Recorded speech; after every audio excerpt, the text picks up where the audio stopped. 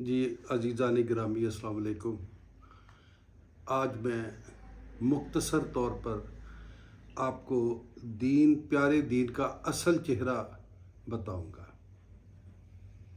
नबी अली हिंदुस्तान का एक सबसे बड़ा और ज़बरदस्त दरिया गंगा है। ये जो गंगा है ये कोहमालिया पहाड़ों से चश्मे फूटते हैं। कोहमालिया पहाड़ से चश्मे फूट के फिर ये गंगा जो है ये दरिया की शक्ल इख्तियार करता है। जहाँ से इसके चश्मे फूटते हैं वहाँ बड़े बड़े बोर्ड लगे हुए हैं कि ये पानी जो कोहमालिया से आ रहा है चश्मों की शक्ल में, ये दुनिया के तमाम मिनरल वाटर से बहुत बेहतरीन मिनरल वाटर है और ये सेहत के लिए बहुत अक्सीर का दर्जा रखता है। अज़ीज़ान गिरामी, आप वहाँ से पानी का गिलास लें, उसमें पानी डालें तो गिलास में आपको पानी में क्रिस्टल नज़र आएंगे, क्रिस्टल नज़र आएंगे। आप उस पानी से आर पार देख सकते हैं। इधर से आप दूसरे को देखें, उसका चेहरा नज़र आएगा। यानी ये इतना शफाफ पानी है, इतना खूबसूरत पानी है कि जो नज़र को भी अच्छा लगता है और पीने में भी बहुत अच्छा है। तो वहाँ बोर्ड लगे हुए हैं कि ये दुनिया के बेहतरीन मिनरल वाटर से बेहतरीन पानी है। अज़ीज़ान गिरामी, ये ऊपर से नीचे की तरफ बहता हुआ आता है। ये भारत के सूबे उत्तराखंड से होता हुआ उत्तर प्रदेश, उसके बाद इलाहाबाद, बनारस, पटना और बिहार से गुज़रता हुआ ये फिर बंगाल की तरफ चला जाता है और फिर बंगाल से होता हुआ समुंदर में जाकर ये गिर जाता है। अगर आपको इसकी शफाफियत का अंदाज़ा लगाना हो तो आपको हिमालय की उन पहाड़ियों पे चले जाएं जहाँ से ये उबल रहा है। वहाँ जाकर आप इसकी सही जो है वो शक्ल सूरत का जो है वो अंदाज़ा कर सकते हैं। जब यही कोहमालिया से जो चश्मे फूटते हैं, ये पानी जब नए सूबे उत्तर प्रदेश, उत्तराखंड, इलाहाबाद, बनारस, पटना और बिहार से होता हुआ जब यहाँ पहुँचता है तो ये 1400 मील का सफ़र कर लेता है। 1400 मील जब ये सफ़र कर लेता है, जहाँ से इस दरिया ने टर्न होके बांग्लादेश की तरफ जाना है, फिर बांग्लादेश से होते हुए समुद्र में शामिल होना है, तो वहाँ एक बोर्ड लगा हुआ है कि ये पानी इंतहाई ख़तरनाक है, आप इसको ना पीजिएगा, आप बीमार हो जाएंगे, ये मुज़र सेहत है, ये पीने के काबिल पानी नहीं है। तो अज़ीज़ान गिरामी, देखना यह है कि वहाँ से कोहमालिया से निकल के ये पटना बिहार तक जब सफ़र करके आता है तो ये सिर्फ 1400 मील का सफ़र है। ये पानी इतना गदला क्यों हो गया कि वहाँ ये कहना पड़ गया कि ये पानी मुज़र सेहत है, इसका पीना जो है वो ख़तरनाक है, आप इसको ना पीजिएगा। जब तहकीक की तो पता ये चला कि जब ये पानी वहाँ से बहता हुआ आया इलाहाबाद, बिहार, पटना से, तो गदला इसलिए हो गया कि रास्ते में कई जंगलों के कूड़े इसमें आ गए। जहाँ जहाँ से बस्तियाँ थी उनके गंदे नालों का पानी उसमें शामिल होता गया। फिर उसमें जानवर गले सड़े बहा दिए गए, उसके बाद उसमें मसाम बहा दिए गए, लाशें बहा दी गईं।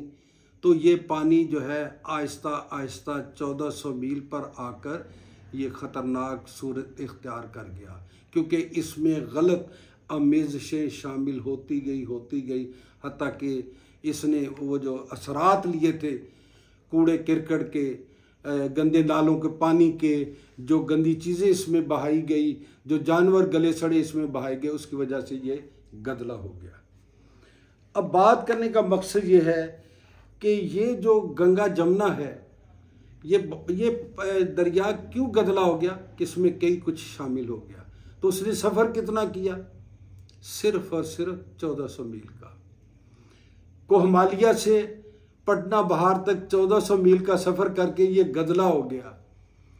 तो अंदाज़ा करें कि हमारे इस्लाम के जो चश्मे फूटे हैं, उनको आते आते हम तक पहुँचते पहुँचते 1400 साल, बल्कि अब तो 1450 साल के करीब हो गया। आज इस्लाम ख़तरनाक नज़र आ रहा है। आज इसका चेहरा बहुत बदनुमा दिखाया जा रहा है। इसकी वजह क्या है?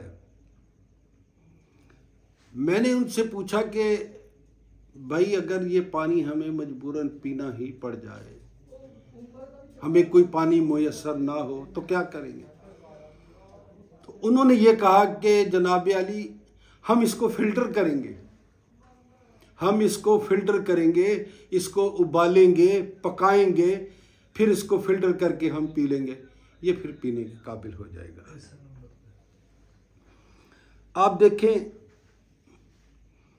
कि जब कमोबेश 1400 साल पहले इस्लाम के पौधे फूटे थे, उस वक़्त इस्लाम कुछ और था।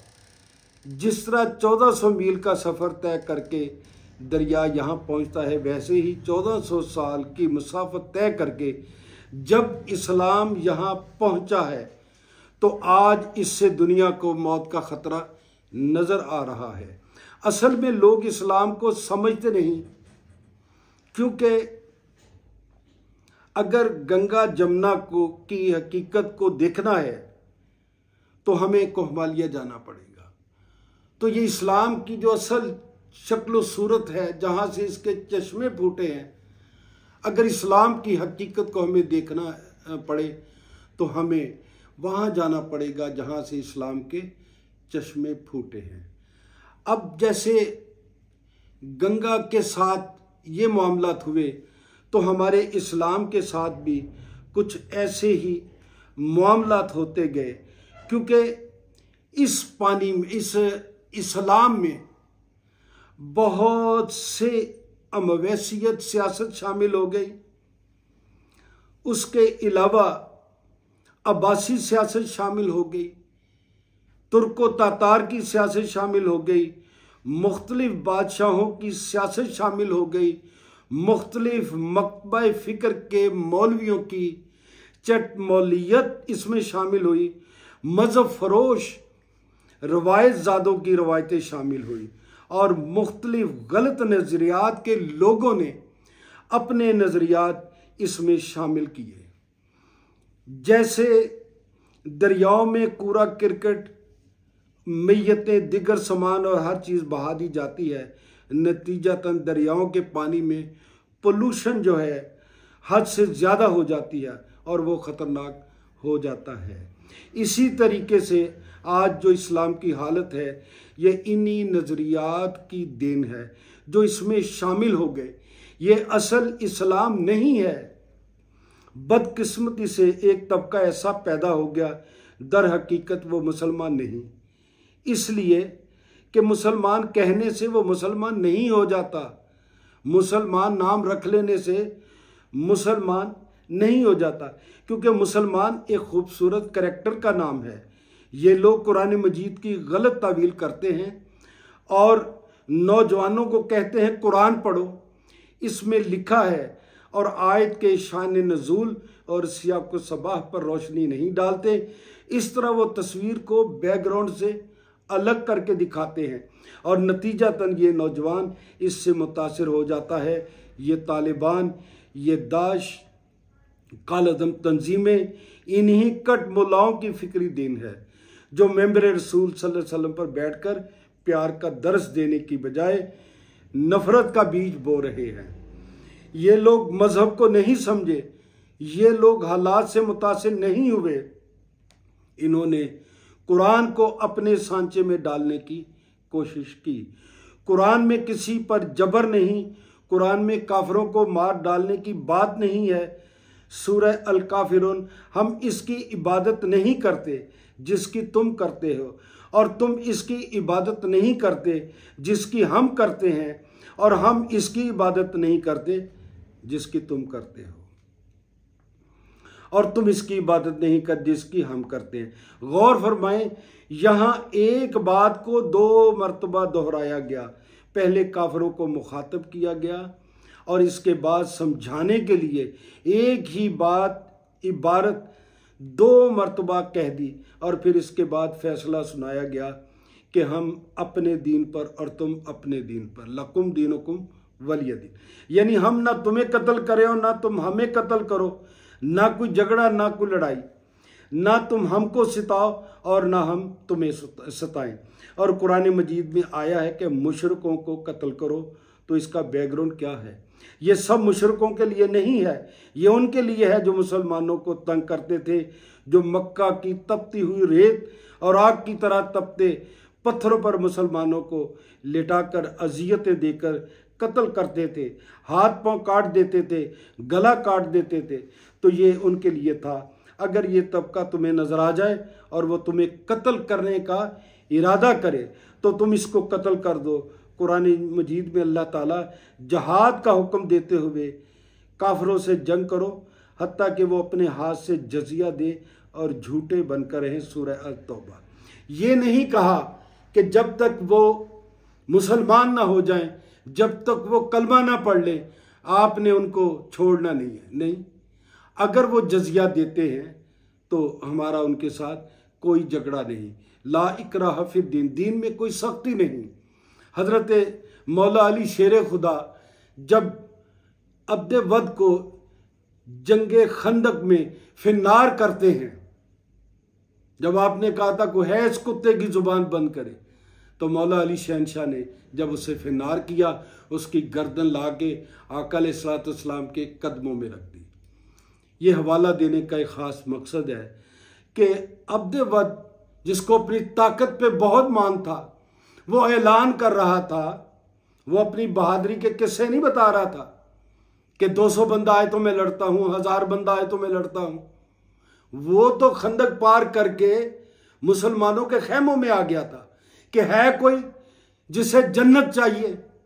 वो दीन का मजाक उड़ा रहा था। वो ये कह रहा था कि मैंने सुन रखा है कि अगर आप लोग मुझे मार दें तो आप गाजी हैं, और अगर मैं तुम्हें कत्ल कर दूं तो तुम शहीद हो।